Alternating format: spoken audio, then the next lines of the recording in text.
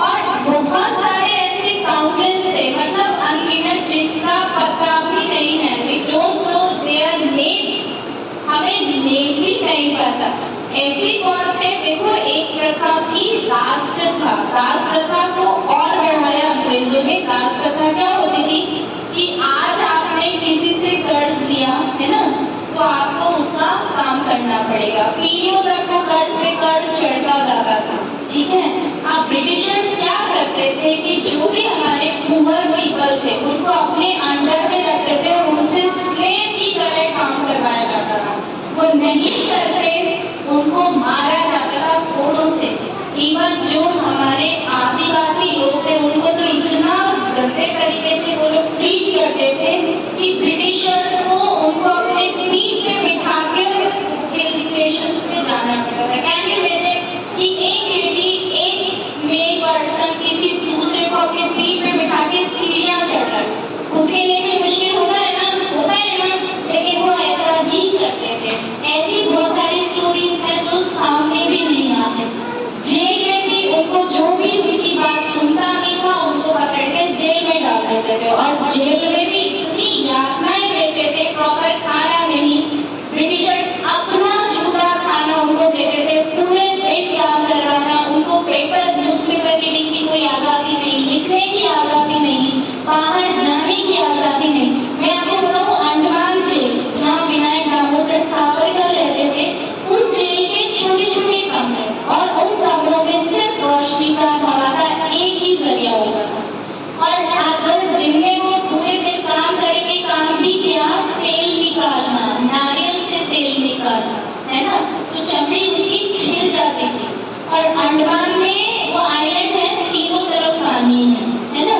जो भी freedom fighter देश में कुछ भी करता हो तो उठा के अंडमान में बंद कर देते, और सबको पता था कि अब ये वापस नहीं आएगा, क्योंकि वह तो खुद ही मर जाएगा। और अगर अंग्रेजों का विरोध किया तो वो सामने पानी है, समुद्र उसमें डाल देंगे, वहाँ पे क्रोकोडाइल उनको खा जाएगा, मिलते भी नहीं। तो इतनी कम रोशनी में भी विनायक दामोदर सावरकर जैसे लोग लिखते रहते, आवाज उठाते रहते देश की आजादी में। और भी बहुत सारे थे, नेल से उन्होंने दीवारों पे लिखा, जय हिंद, वंदे मातरम। और इतनी क्रिटिकल कंडीशंस थी उन जेलों में कि अगर सपोज रात को किसी को वॉशरूम जाना है, फ्रेश होना है, तो जाना ही अलाउ नहीं है। आपको एक छोटा सा बर्तन दे दिया जाता था, वहीं पे उसी कोठरी में आपको अगर अपना यूरिन पास करना, स्टूल पास करना, तो रात भर आपको उसी के साथ रहना पड़ेगा। Can you imagine that feeling? कितना हॉरिबल होता होगा। और उसके बाद भी उनके अंदर देशभक्ति का जुनून कम नहीं होता था। सुबह फिर वो देश के लिए जय हिंद, वंदे मातरम के नारे लगाते। ठीक है, तो हमें अपने देश को और हमारे फ्रीडम फाइटर्स के सपने को आगे लेके जाना है, पीछे नहीं करना। सबसे ज्यादा तो अपनी भाषा में कंट्रोल रखा करो, कब कितना बोलना है वो ध्यान रखना है। आपके शब्दों से, आपकी वाणी से कभी किसी का अपमान नहीं होना चाहिए, इस चीज का हमेशा ध्यान रखना। आप कुछ भी करो लाइफ में, लेकिन ऐसा कोई वर्ड जिससे किसी की इंसल्ट हो रही हो वो नहीं बोलना। अगर आपको बोलना भी है गलत के खिलाफ आवाज भी उठाना, तो उसका एक तरीका होना चाहिए।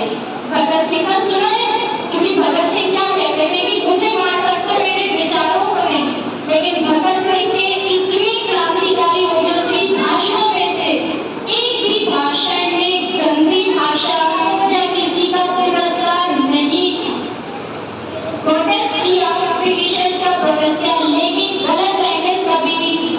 आगे भी देश में ऐसे हालात हो सकते हैं कि आप सबको प्रोटेस्ट करना पड़े, लेकिन भाषा पे नियंत्रण हमेशा रखना, ठीक है। जिसका भाषा पे नियंत्रण नहीं, उसकी बात को कोई नहीं सुनता, कोई नहीं सुनता, ना कोई मानता है ना।